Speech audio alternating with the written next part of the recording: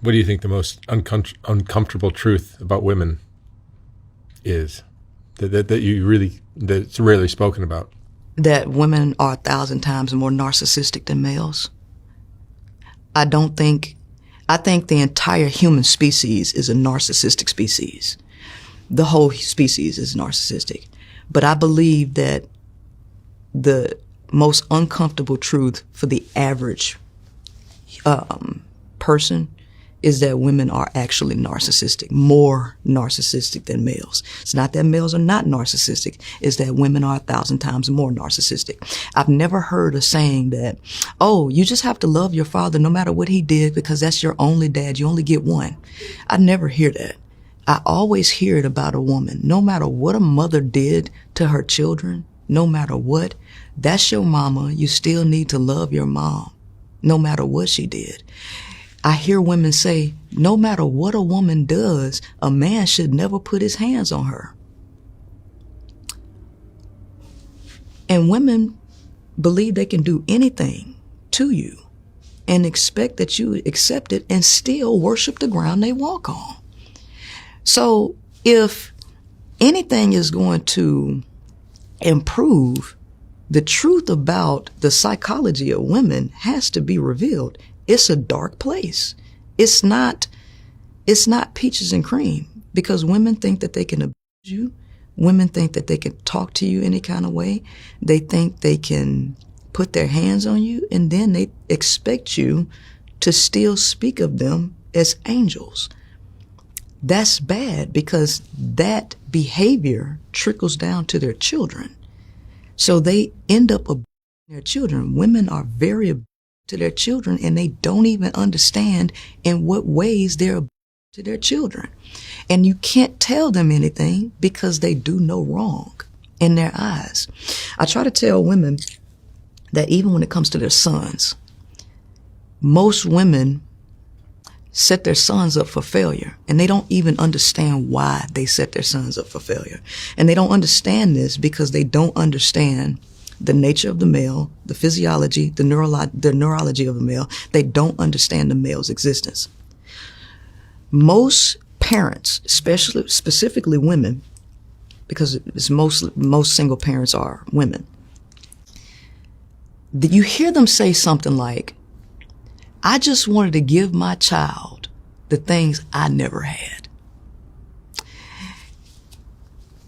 And if it's a woman saying that, and she has a son, this is bad, because you're not thinking about the development of your child. You're trying to make up for your own childhood through your child, giving them things that you never had, that you wanted. You're not giving them what they need. You're not tailoring the new environment or your behaviors or your parenting style around what your current child needs. You are thinking about yourself. Well, if you're a woman and you have a son, you are subconsciously thinking of your son as your daughter, yourself. You're treating him like a girl because you were a girl, and you start to give the children things that they don't need, that ends up sabotaging the development of the child. And they are totally unaware of this. So I believe that more information, more knowledge, more education can help with women seeing their own psyche. Relationships should be a mirror to the individual. Every person that you get with is going to reflect back to you who you are. You have to be attuned enough to know that, this stuff that I'm getting back, it is because I'm projecting something and I'm getting feedback. What is it that I'm doing? What is it about my thought process that's bringing this back to me? What is drawing me to the types of relationships? What is it that is showing me? People don't use relationships as feedback as they should, but they give you information that you really need to not only help yourself, but to help your offspring. And so for women, I believe, since they are the first teachers of the child, that there needs to be far more education in her direction about not only the nature of herself, but the nature of her sons, the male. Women are inadvertently doing things that harms the male's development. And then they'll get out and say, that ain't my fault. He needs to man up. We need to stop the conversation about what men need to do. Do men have their faults? Absolutely. I've spoken on these faults. I've called out a lot of male behavior. I mean, I wrote a book called 41 Shades of Men, The Pursuit to Subdue and Use You. But what's the conversation on women? Because they are the first teachers of the child, you know? So I feel sorry for a lot of the children, especially the involuntary celibates, because they are a danger. And women don't understand. These are your sons. These are your sons. Women procreate indiscriminately.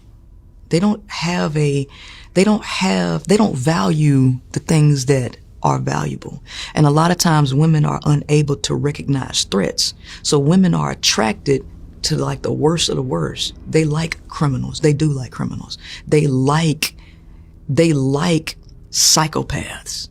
They like a lot of things, and these traits end up getting passed down to their offspring. So what happens is you choose jacked up genetics, and now your son is socially awkward, but he's still a male, and he's still going to have sexual desires.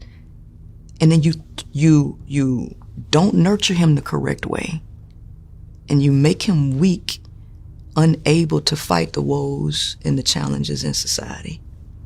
And then he gets out here and struggles with the most fundamental human need, especially the male need.